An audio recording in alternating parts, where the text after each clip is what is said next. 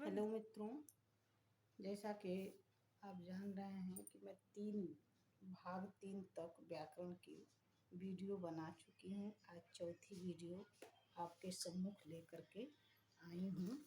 भाग 4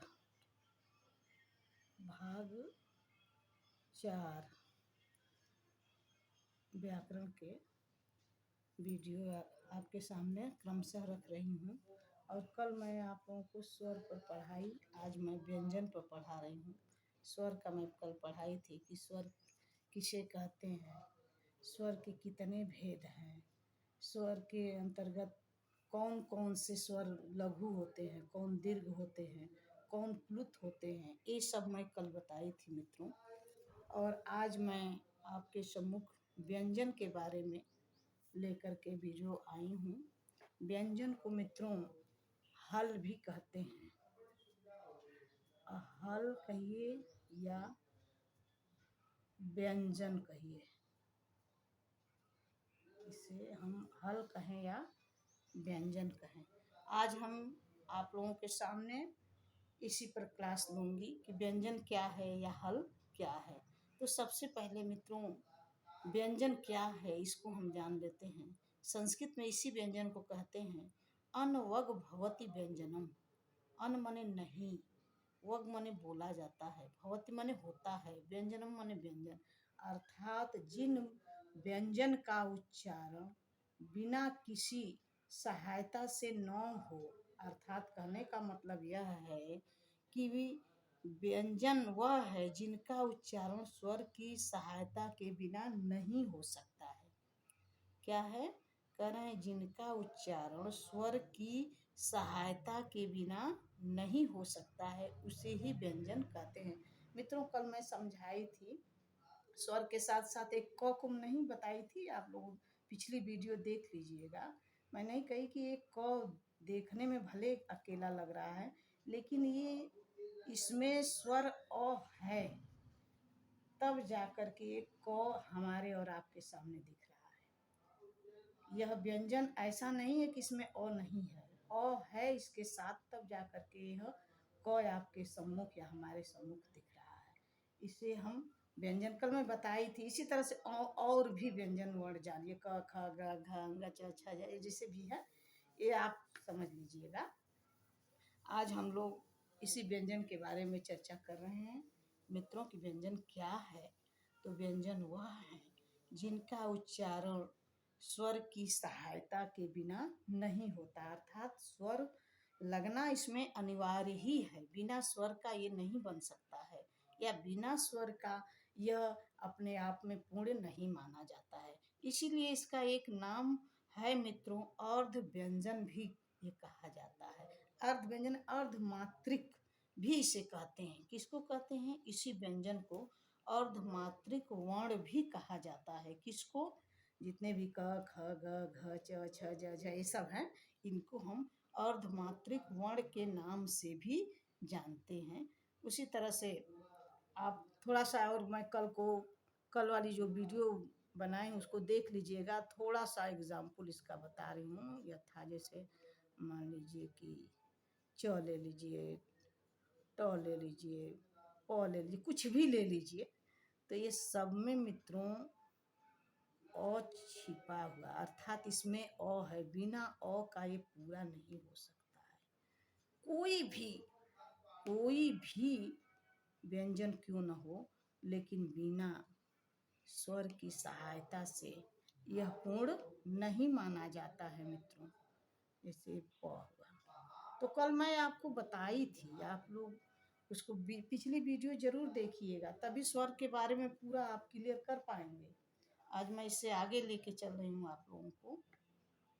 कह रहे हैं कि व्याकरण में जो शुद्ध व्यंजन वर्ण होंगे उन्हें हलंत के साथ ही लिखा जाता है। इसमें हलंत लगेगा क्योंकि और निकल गया है ना।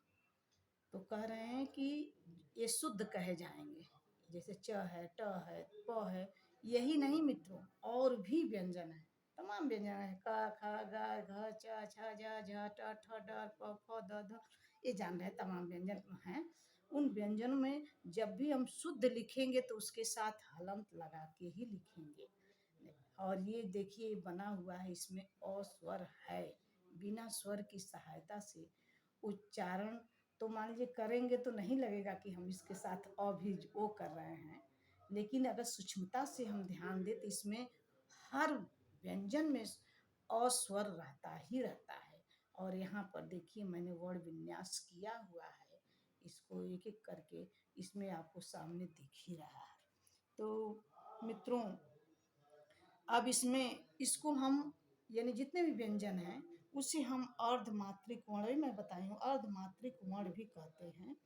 इसका इसकी एक परिभाषा होती है कि व्यंजनम च धर्म मात्रिकम, व्यंजनम च अर्ध मात्रिका, अर्थात व्यंजन को हम अर्धमात्रिक भी कहते हैं। व्यंजन को हम अर्धमात्रिक भी, हम यहाँ पर थोड़ा सा बल्कि इसकी परिभाषा लिख देते हैं। परिभाषा किसकी परिभाषा है मित्रों? तो व्यंजन या हल की परिभाषा है। क्या है परिभाषा? व्यंजनम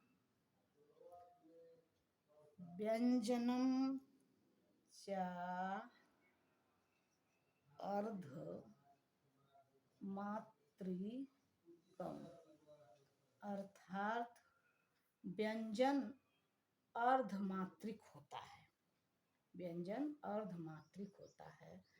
मात्रिक में जाने ये मात्रा इनकी अ की तो इसमें मात्रा नहीं है, लेकिन जितने भी स्वर हैं उसमें मात्राएं हैं। अ को छोड़कर सभी मात्रिक हो, जैसे आ में अब इसको बताने की क्या जरूरत है, आप तो जान ही रहे हैं। आ की जैसे मात्रा हुई, इ की ए मात्रा हुई, बड़ी ई की ये मात्रा हुई, उ की ये, उ उ की ये और ऊ की ये, ए की ये, ऐ की ये मात्रा हुई, ओ की ये मात्रा, औ की ये मात्रा, अंग की ये और अह की यह मात्रा। आप जान रहे हैं मित्रों, एक बताने की जरूरत नहीं है, लेकिन इसीलिए इसे कह रहे हैं, इसको मैं समझाने के लिए लिखी हूँ कि व्यंजनम च अर्धमात्रिका, अर्थात कह रहे हैं और व्यंजन अर्धमात्रिक होते हैं, अर्थात व्यंजन में आधी मात्रा लगी होती है, इसलिए इसे अर्धमात्रिक के नाम से भी जानते हैं। ये मात्राएं जितने भी स्वर हैं उनकी मात्राएं होती है, बस इसके जैसे ये अ है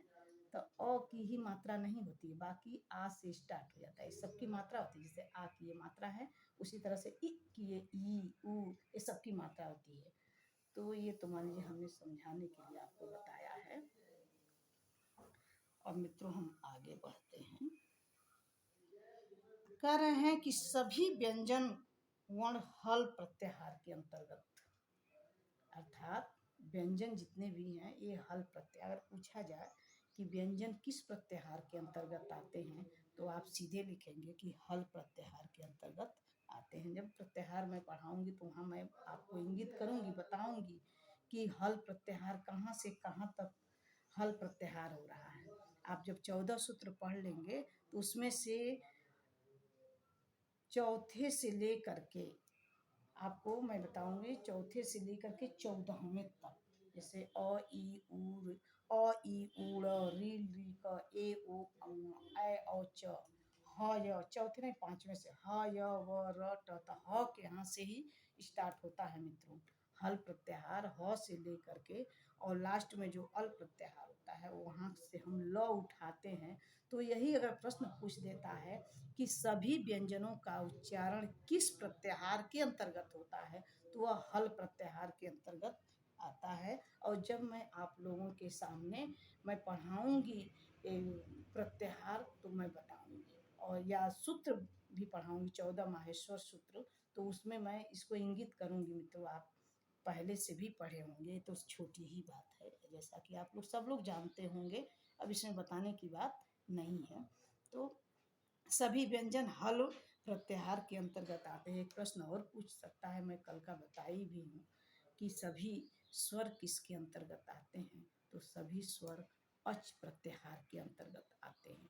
4 प्रत्याहार में अच प्रत्याहार, अच स्वर हैं मैं कल थोड़ा सा इंगित की थी, अ ई उ ऋ री क ए ओ ऐ औ च, ये 4 सूत्रों तक ये सभी स्वर हैं। मैं अगले वीडियो में बताऊंगी, आप पढ़े भी हैं, पढ़े जानते भी होंगे, नहीं जानते हैं तो मैं इसके बाद जो भी वीडियो लाऊंगी उसमें ये आएगा क्रमशः।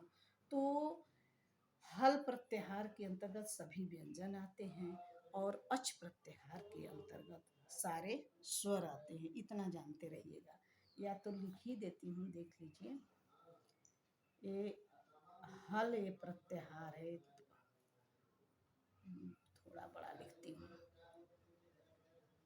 हल प्रत्याहार, हल प्रत्याहार के अंतर्गत सभी व्यंजन आते हैं मित्रों, सभी व्यंजन वर्ण आते हैं, सभी व्यंजन वर्ण आते हैं। जबकि अच प्रत्याहार के अंतर्गत, अच प्रत्याहार, अच प्रत्याहार के अंतर्गत सभी स्वर आते हैं मित्रों, स्वर आते।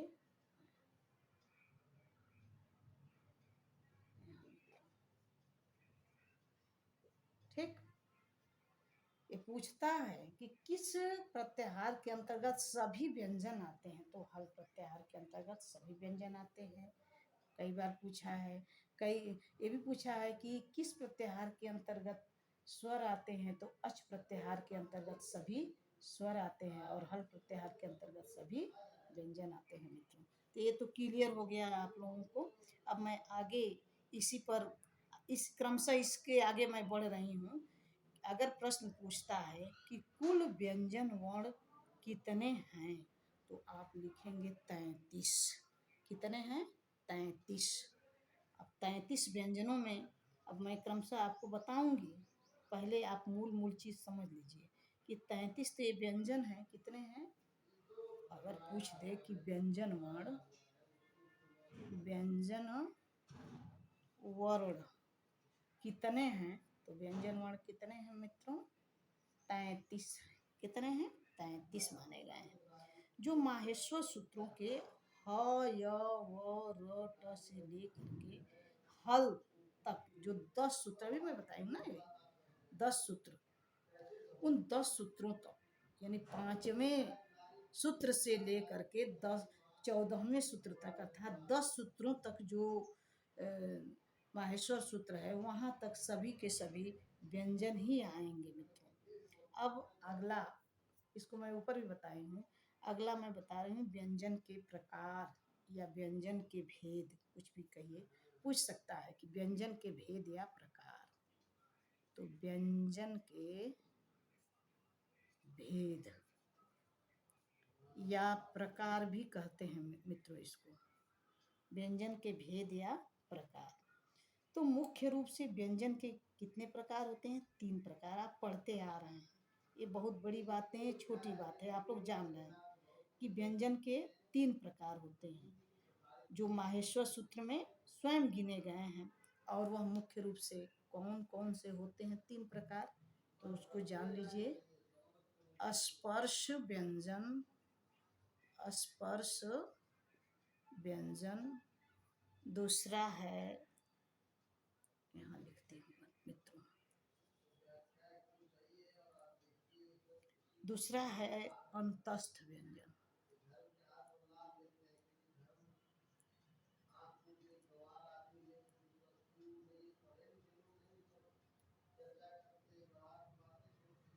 अंतस्थ व्यंजन। और तीसरा है मित्रों ऊष्म व्यंजन, ऊष्म व्यंजन।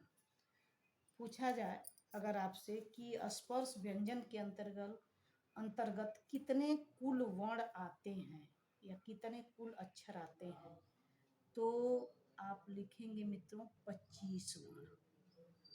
कौन कौन से या कहाँ कहाँ से, तो मित्रों क से लेकर के, क से लेकर क से कहाँ तक? म तक, आप स्वयं गिनेंगे। ये 5 वर्ग हैं जिसे उदित वर्ण भी कहते हैं मित्रों। जैसे कुचु टू तुपु, ये उदित उदित वर्ण है। उदित वर्ण थोड़ा सा मैं बताना चाहूंगी, इसको सुन लीजिए। उदित वर्ण बहुत बार पूछा भी है मित्रों। उदित वर्ण किसे कहते हैं? तो 5 होते हैं उदित वर्ण। कौन कौन? कु, चू, कु, चू, टू, तू, पू। ये 5 वर्ग हैं मित्रों। एक एक जो ये वर्ग है, एक एक ये अक्षर है या वर्ण है, ये स्वयं अपने वर्ग का बोधक होता है। अर्थात कु कहने से आशय यह है कि क वर्ग, क वर्ग से मतलब इसके लाइन में जितने 5 वर्ण आते हैं ये सभी बोध कराएगा। क, ख, ग, घ, अंग। फिर उसी तरह से चू कहने से च वर्ग अर्थात च, छ, ज, झ, इया। इसी तरह से टू वर्ग कहने से ट, ठ, ड, ढ, ढ। तू वर्ग कहने से त, थ, द, ध, न। पू वर्ग कहने से प, फ, ब, भ, म। मित्रों, तो इस प्रकार से क से लेकर के म तक ये कुल 25 वर्ण होते हैं। किसके अंतर्गत? स्पर्श व्यंजन के अंतर्गत मित्रों। ठीक। अब है अंतस्थ व्यंजन। अंतस्थ व्यंजन को इसमें 4 आते हैं, इसको पहले लिख लीजिए। इसमें 4 वर्ण आते हैं। कितने वर्ण आते हैं मित्रों? 4। कौन कौन से आते हैं मित्रों? तो य, व, र, ल, ये 4 वर्ण आते हैं मित्रों। ठीक। इसे अर्ध स्वर के नाम से भी हम जानते हैं। अर्ध स्वर भी कहा जाता है। कौन? य, व, र, ल। इसे अंतस्थ व्यंजन भी कहते हैं। अब मित्रों ऊष्म व्यंजन। ऊष्म व्यंजन में कितने वर्ण होते हैं? तो 4 होते हैं। कौन कौन से होते हैं? तो श,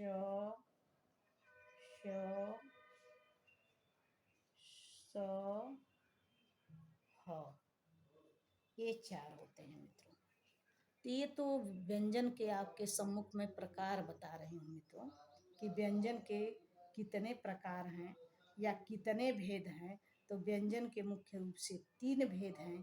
कौन कौन से हैं? तो स्पर्श व्यंजन, इसमें कितने स्पर्श व्यंजन में कितने वर्ण आते हैं? 25 आते हैं।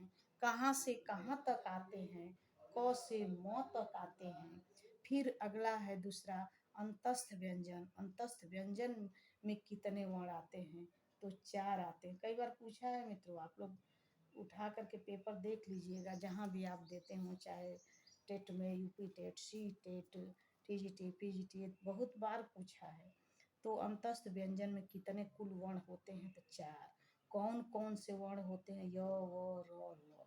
इसे अर्ध स्वर के नाम से भी चारों को जानते हैं मित्रों। फिर है ऊष्म व्यंजन। ऊष्म व्यंजन में कितने वर्ण आते हैं? तो 4 आते हैं। इसमें भी कौन कौन? स, स, ह। इस प्रकार से 4 इसके अंतर्गत भी आते हैं, अर्थात उसमें व्यंजन के अंतर्गत भी 4 ही वर्ण आते हैं। अब मित्रों हम लोग इसके अतिरिक्त जो कि चौथा एक प्रकार कह लीजिए या इससे अतिरिक्त भी कह लीजिए, चतुर्थ प्रकार भी मान ही लीजिए, लेकिन मुख्य रूप से तो 3 ही प्रकार माना जाता है, इसको मान ही लीजिए। चौथा है संयुक्त व्यंजन। संयुक्त व्यंजन। संयुक्त व्यंजन कौन कौन से होते हैं मित्रों? जो कि माहेश्वर सूत्रों में परिगणित तो नहीं है। संयुक्त व्यंजन माहेश्वर सूत्रों में नहीं परिगणित है, लेकिन इसके बारे में थोड़ा सा मैं चर्चा करना चाहूँगी। जैसे इसको चौथा न प्रकार माने, क्योंकि ये उसमें है नहीं। किसमें नहीं है मित्रों? माहेश्वर सूत्रों के अंतर्गत ये नहीं आता है मित्रों। ठीक, अगर इसमें भी पूछा हुआ है कि छ, जो छत्री वाला छ है, यह किसके किसके योग से, किन किन वर्णों के योग से बना है, तो क और श इनके योग से बना है। क्या बना है? छ। तो त्र किससे बना है? त धन र, दोनों को नहीं हलन देना है मित्रों, यही सही है। बहुत बार इसमें आपको विकल्प में दोनों पैसे दे दे के बताएगा, पूछेगा, लेकिन वो सही नहीं है। आप पहले वाले पर ही हलंत सही करेंगे, जिसमें पहले पर हलंत रहेगा, दूसरे वाला पर नहीं रहेगा। तो ये है त्र, त्र। फिर ज्ञ, ज्ञ कैसे बना है? तो ज और ञ इनके योग से ज्ञ बना है मित्रों। ठीक, ये संयुक्त व्यंजन के अंतर्गत 3 वर्ण आते हैं। कहीं कहीं श्र भी लिया जाता है, इसको भी लेते हैं लोग। तो इसको अगर लेते हैं तो इसको ऐसे, यहाँ श्र को ऐसे बनाएंगे, श और र बराबर श्र। ठीक, ये संयुक्त व्यंजन है मित्रों, और ये प्रत्याहार में नहीं गिने गए हैं मित्रों। मैं वैसे बता दे रही हूँ आपको कि संयुक्त व्यंजन, श्र ऐसे करिए, या इसका छत्र, यहाँ श्र, इसका यहाँ कर लीजिएगा। जब इसको भी लिख दिए हैं तो ये श्र और ज्ञ इस तरह से होगा मित्रों। ये तो संयुक्त व्यंजन हुआ मित्रों। मुख्य रूप से व्यंजन के कितने भेद हैं अगर पूछता है तो आप इन्हीं तीनों को बताएंगे। कौन कौन से? तो स्पर्श व्यंजन, अंतस्थ व्यंजन और ऊष्म व्यंजन। संयुक्त व्यंजन में पूछता है कि जैसे दे देगा छ और विकल्प में 4 विकल्प दे देगा, उसमें भिन्न भिन्न, कहीं पर दोनों में लगा देगा हलंत, कहीं पर एक में भी नहीं लगाएगा, कहीं पर एक पर लगाएगा, एक पर नहीं लगाएगा, कहीं इसमें लगाएगा, इसमें नहीं लगाएगा। नहीं मित्रों, पहले वाले पर अगर हलंत लगा है लेकिन दूसरे वाले पर हलंत नहीं होना चाहिए, यह सबसे शुद्ध माना गया है। ये बोर्ड के द्वारा भी, आयोग ने भी इसको सही माना है मित्रों। कई बार बहलाने के लिए दोनों पर हलंत आपको देखने को मिलता है, लेकिन वो सही नहीं है, शुद्ध नहीं है मित्रों। शुद्ध यही है, ये जानिए। अंत में लड़ाई लड़ने पर यही शुद्ध होता है। कई बार हम लोगों ने पेपर दे करके देखा है, इसमें यही सही शुद्ध माना गया है मित्रों। तो इसी को आप सही आप भी मानिएगा, गलत मत मानिएगा। फिर मित्रों इसके आगे अब हम बढ़ते हैं कि अगर मान लीजिए कि हम क से म तक जो वर्ण पढ़ रहे हैं, 25 वर्ण हैं, किसके नाम से जानते हैं? तो स्पर्श व्यंजन। तो इसके लिए भी हम एक परिभाषा दे सकते हैं। वह कौन सी परिभाषा है? तो कादयो मावसानाः स्पर्शाः। इसको हम थोड़ा सा देखिए, मैं लिखती हूँ मित्रों।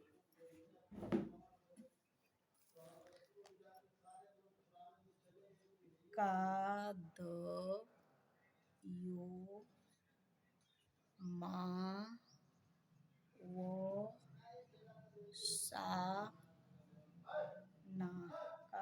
मावसानाः स्पर्शाः। कादयो मावसानाः स्पर्शाः अर्थात क आदि से, कादयो, क आदि से जो अवसान हो, और कहाँ तक? म, क आदि से म ले करके, क आदि से लेकर म तक जो अवसान हो, अर्थात जिनकी अवसान माने समाप्ति। अवसान से तात्पर्य होता है मित्रों समाप्ति। क आदयो माने आदि, क आदि से लेकर के म तक जिनका अवसान हो, जिनकी समाप्ति हो, अर्थात क से लेकर के म तक ही स्पर्शाः स्पर्श वर्ण माने गए हैं। अब इसको हम लिख सकते हैं, और भी इसको ढंग से इसको बता दे रहे हैं, देख लीजिए। जैसे क वर्ग, क वर्ग है, तो क वर्ग, फिर च वर्ग,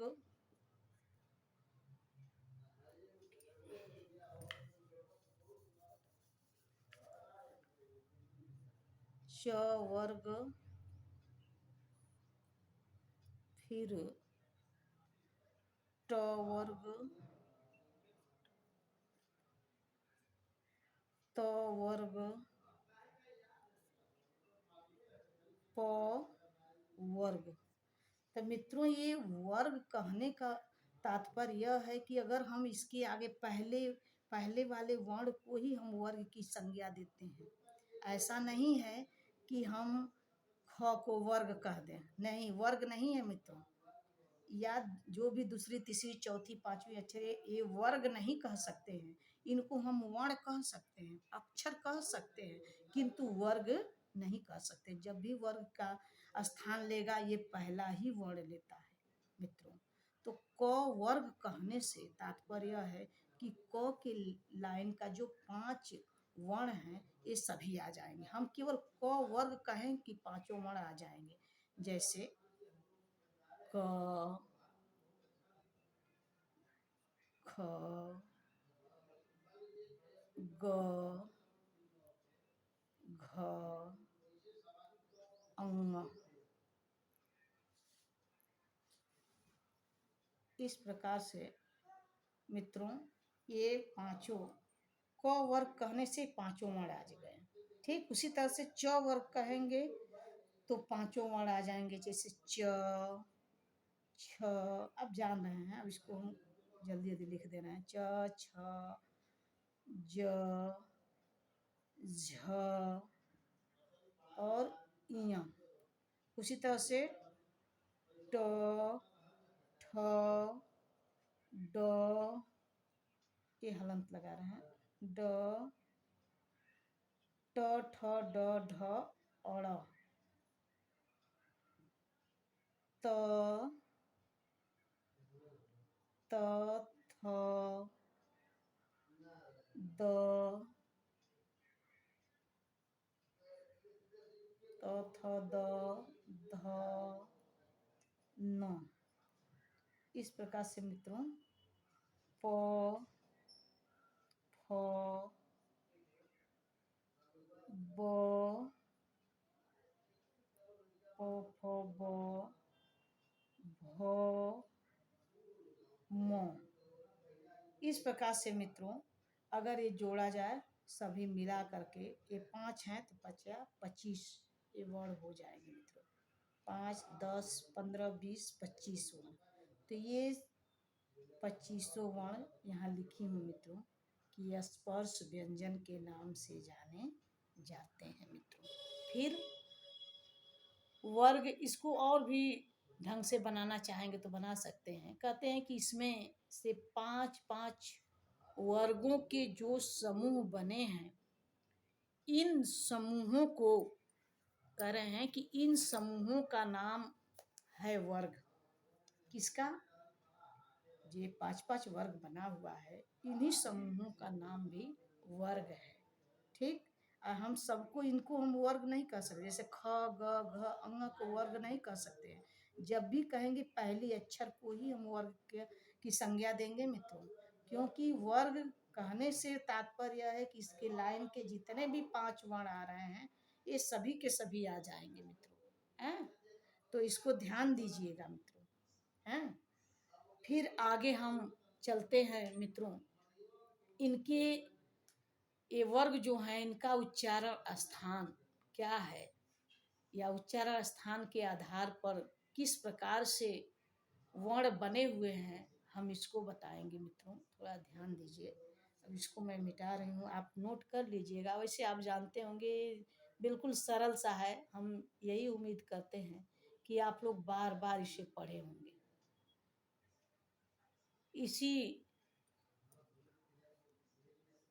इसी कारण मैं यही सोच रही हूँ मित्रों कि इसमें बार बार पढ़े होंगे, जानते होंगे। ऐसा नहीं है कि मैं पहली क्लास आपको पढ़ा रही हूँ।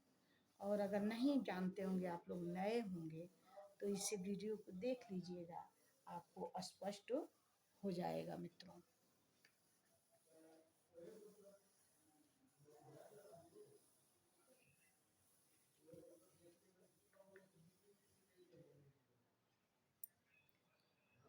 अब मित्रों, इनका अगर हम उच्चारण स्थान कहें तो इस उच्चारण स्थान के आधार पर अगर हम पढ़ाते हैं तो इससे हमें, जैसे मान लीजिए कि